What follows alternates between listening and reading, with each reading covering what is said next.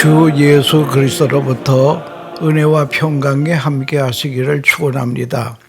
오늘은 야고보서 1장 2절에서 4절 말씀을 봉독하겠습니다. 내 형제들아, 너희가 여러 가지 시험을 당하거든 온전히 기쁘게 여기라. 이는 너희의 믿음의 시련이 인내를 만들어 내는 줄 너희가 알미라. 인내를 온전히 이루라. 이는 너희로 온전하고 구비하여 조금도 부족함이 없게 하려 함이니라. 아멘. 이 말씀을 가지고 믿음의 시련이 인내를 만든다. 믿음의 시련이 인내를 만든다 라고 하는 주제로 말씀드리려고 하는 것입니다.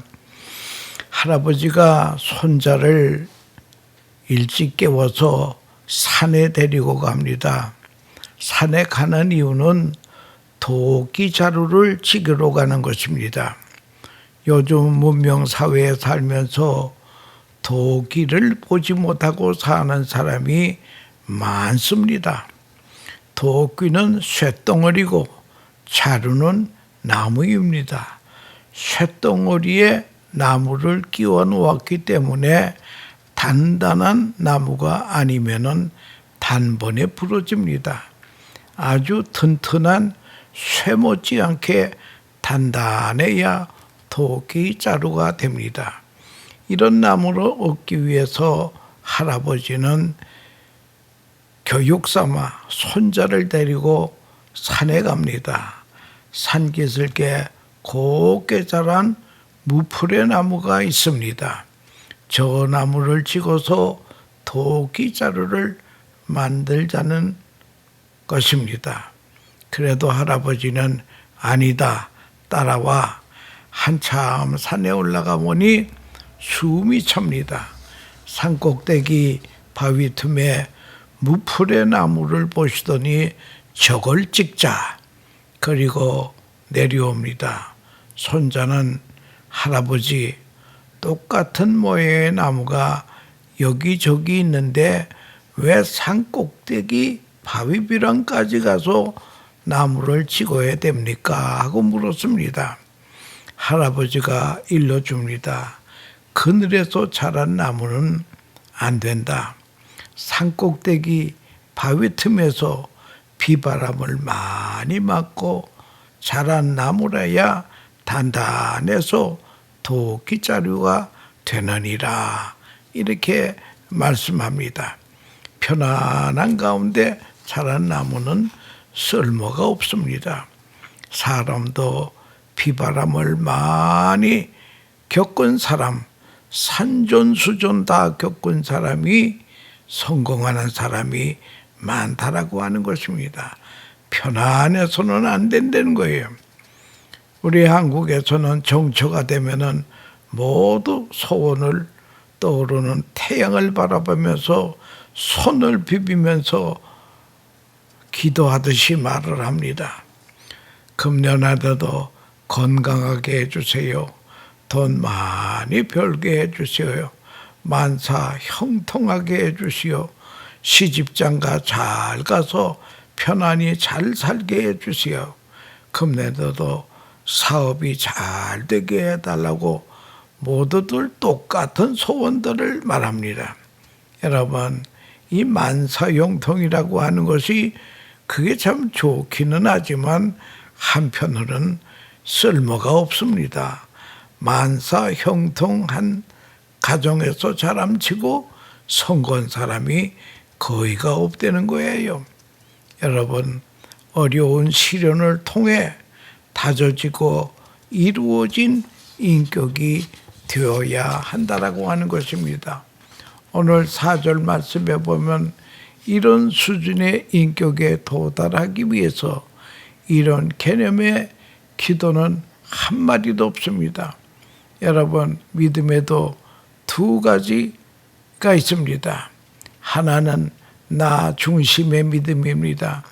하나님의 능력, 지혜, 사랑도 믿습니다. 그런데 복받기 위해서 믿는 것이에요.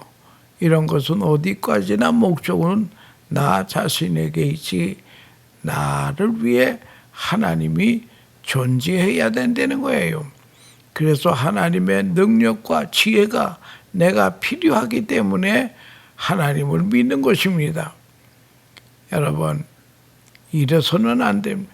하나님 섬긴다고 하지만 목적은 자기 자신에게 있습니다. 인간 중심의 신앙의 문제라는 거예요. 두 번째 믿음은 하나님 중심적인 신앙이 있습니다. 하나님이 목적입니다. 하나님의 영광을 위해서 그 능력과 지혜와 사랑을 믿습니다. 하나님의 하시는 일은 다 옳습니다. 사망의 음침한 골짜기로 인도하는 것은 그래야 되기 때문에 하나님이 인도하신다는 거예요. 때로 내게 병이 들어도 그것이 내게 필요한 것이라고 믿는 것이 이게 믿음이 옳시다. 시련이 있어도 필요해서 주시는 시련이라고 하는 것입니다.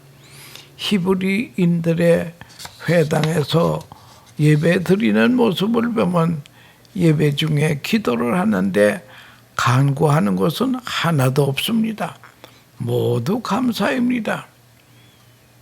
그리고 모두 찬양으로, 감사와 찬양으로 일관하는 것이 유대인 회당에서 드리는 예배예요. 마지막에는 이송으로서는 잠깐 이해가 안 됩니다. 그러나 이송의 비판을 누르고 하나님을 찬양합니다. 가슴이 꽉 메이는 수준이 있는 기도라고 하는 것입니다. 내 머리로 생각할 때는 무언가 잘못된 것 같습니다. 그러나 이송의 비판을 누르고 하나님, 그럼에도 불구하고 하나님 감사합니다. 하나님의 영광 받으세요. 이것이 하나님 중심의 신앙이라고 하는 것입니다. 하나님은 크시고 나보다 더 잘 아시는 분이에요. 하나님의 믿는 것이, 그 하나님을 믿는 것이 하나님 중심의 신앙이라고 하는 것입니다. 여기 오늘 2절 말씀에 볼 것 같으면은 내 형제들아 너희가 여러 가지 시험을 당하거든 온전히 기쁘게 여기라 라고 하는 말이 있습니다. 여러 가지 시험을 당하거든 온전히 기뻐하려는 거예요. 이 말씀은 우리에게 큰 힘과 능력이 되시는 말씀입니다. 여기에 초점은 믿음의 실현, 믿음이 없다 맞추는 것입니다. 있고 없고 건강, 병이 중요하지 않습니다.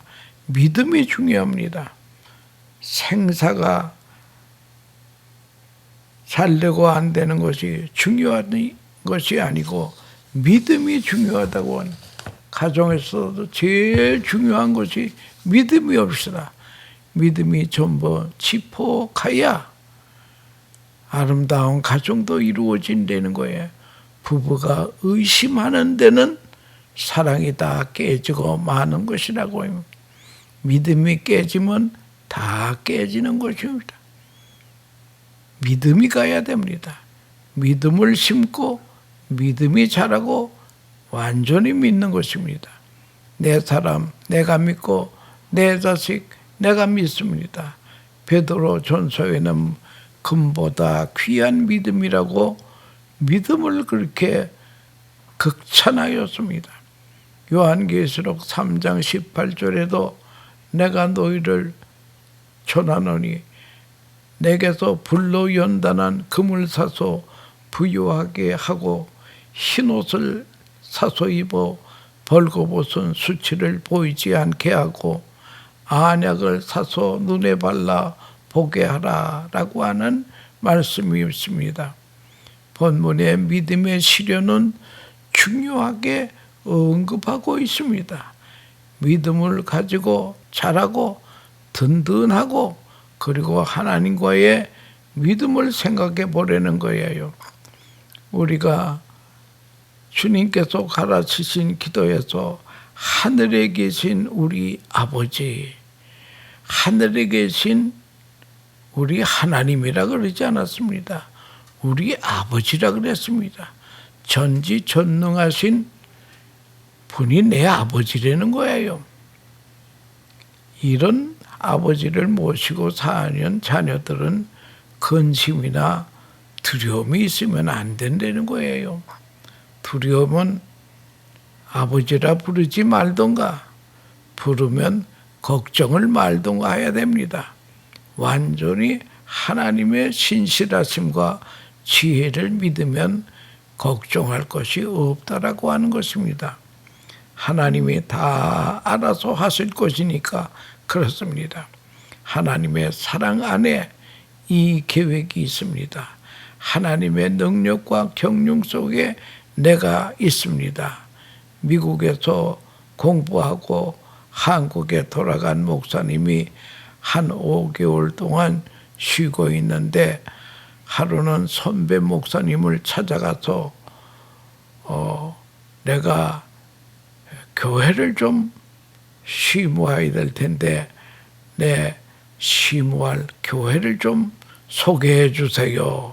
그랬더니 며칠 후에 그 선배 목사님이 소식이 왔습니다. 와보라고. 그래서 선배 목사님한테 갔더니 교회가 3곳이 나와 있는데 아마 내가 추천하면 다 받을 교회라고 그랬죠. 어느 교회로 가겠느냐고. 그럴 때에 그 젊은 목사님은 목사님 내 실력 내 사정 다 아시는데 목사님이 결정해 주세요. 그렇게 말하니까 목사님이 믿음은 좋은데 내 책임이 크구만 하고 한참 망설이더니 이 교회 가라고 해서 거기 가서 그 목사님이 충성되게 목회해서 교회를 잘 부흥시켰습니다. 여러분, 내가 꼭 판단해야 되겠습니까? 내가 꼭 결정해야 되겠습니까?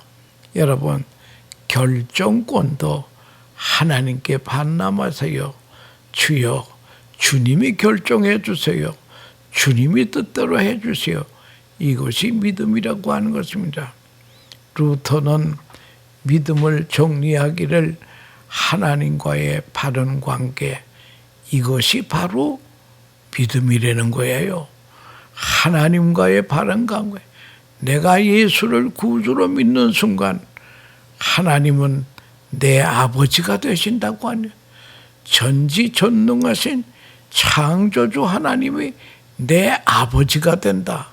여러분, 이 관계를 수립하는 것이 이것이 하나님을 믿는 믿음이라고 하는 것입니다. 하나님으로 받아들이고 그와 바른 관계를 맺는 것.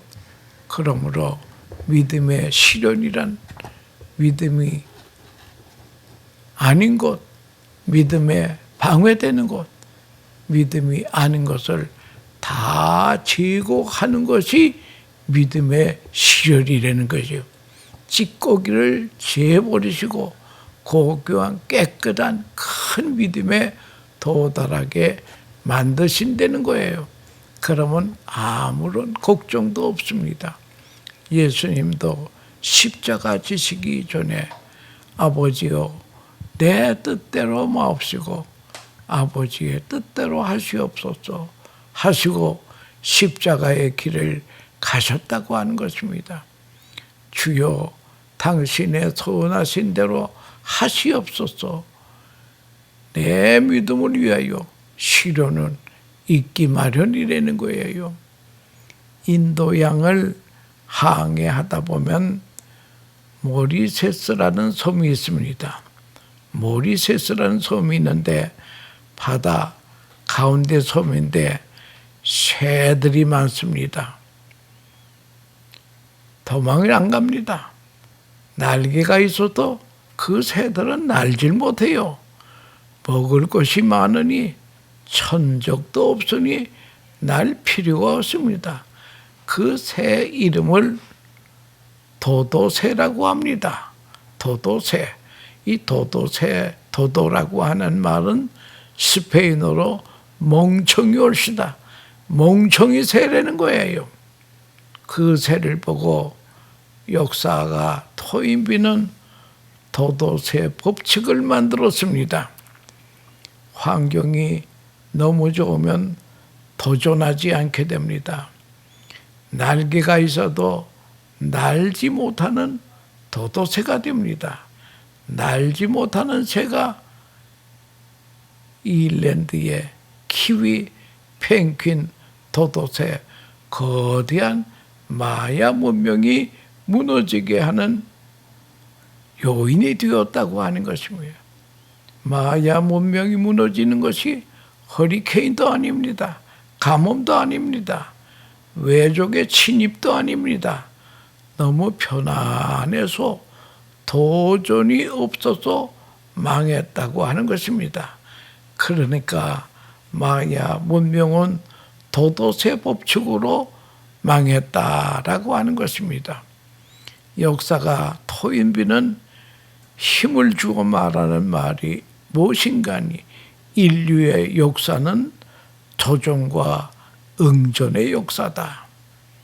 도전이 있으면 거기에 응전을 해야 그래야 발전이 있다는 거예요. 지구상에 제일 많이 고난받은 민족이 이스라엘 민족이 올시다. AD 70년 7월 9일에 망하고 1984년 5월 14일에 독립된 나라가 이스라엘 나라라고 하는 것입니다.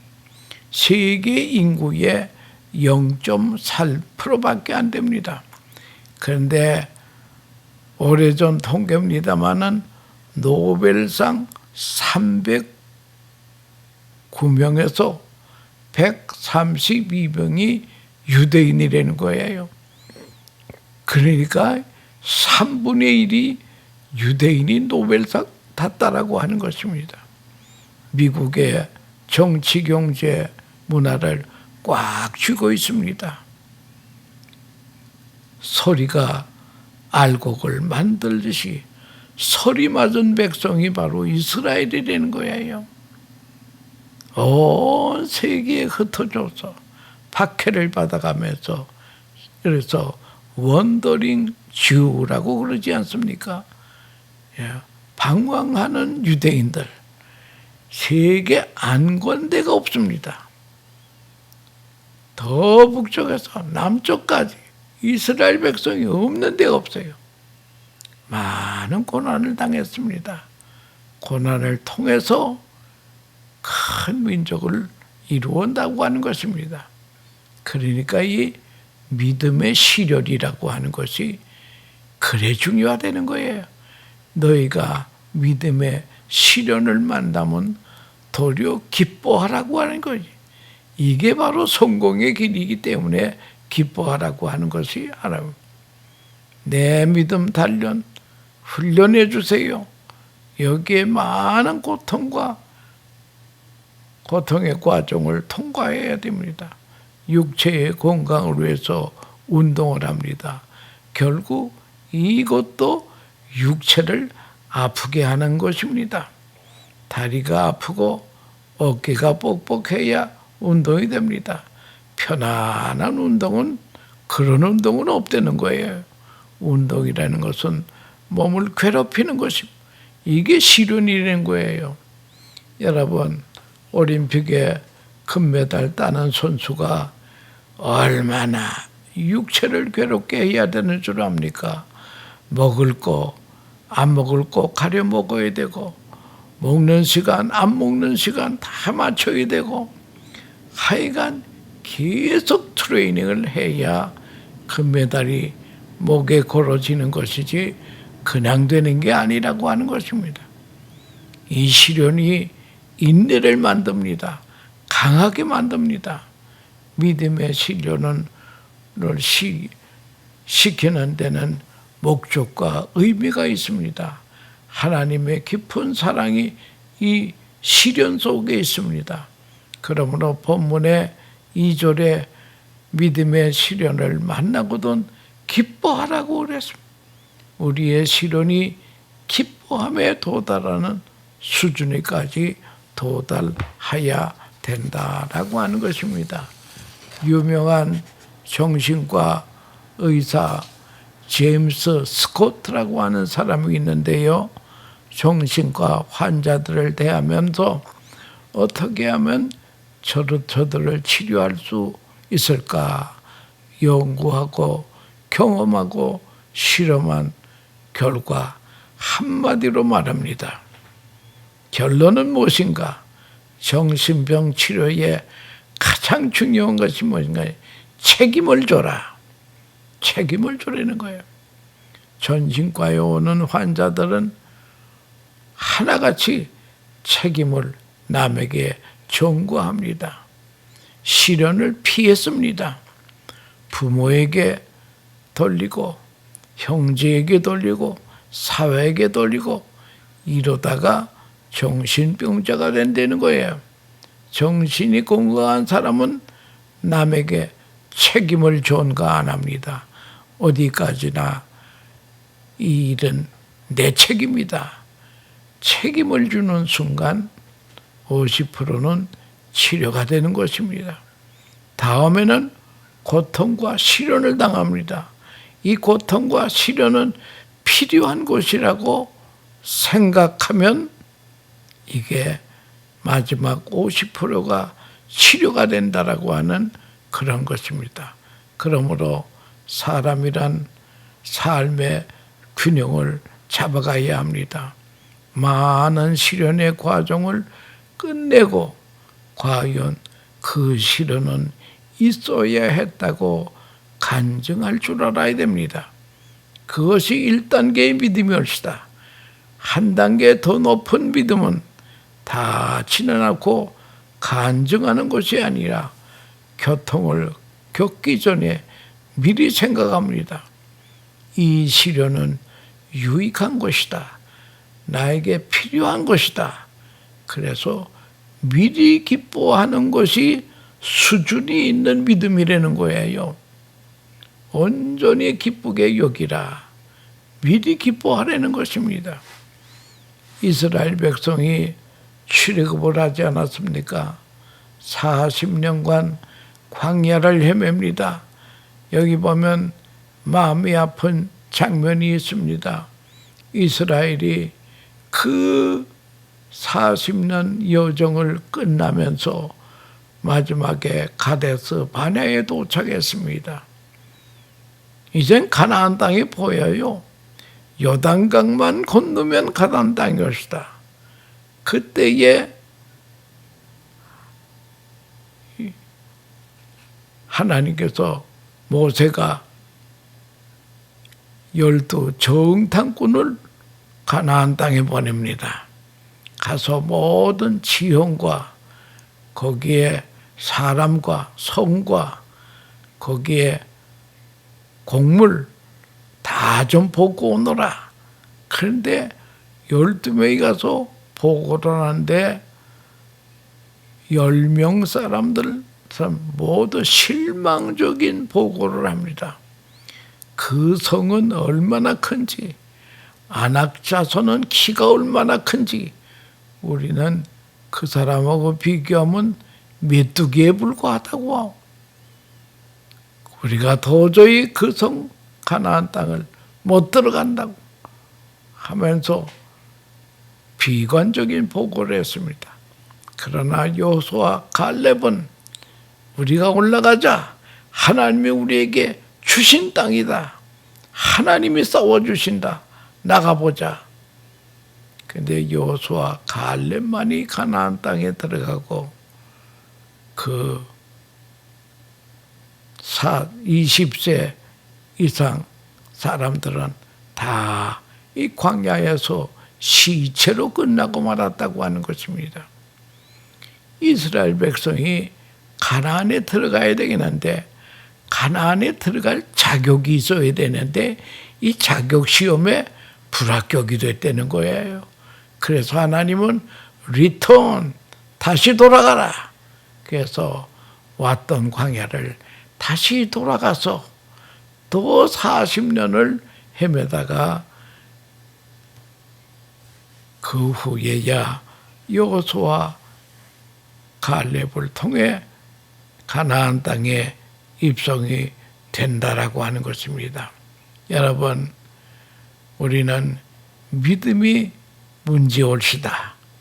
믿음에는 시련이 따르게 되어 있는데 이 시련을 감사함으로 기쁨으로 통과하면 가나안에 들어갈 자격이 있는 사람이 된다라고 하는 것입니다. 미래의 시련은 축복으로 주어지는 것이라고 믿는 것입니다.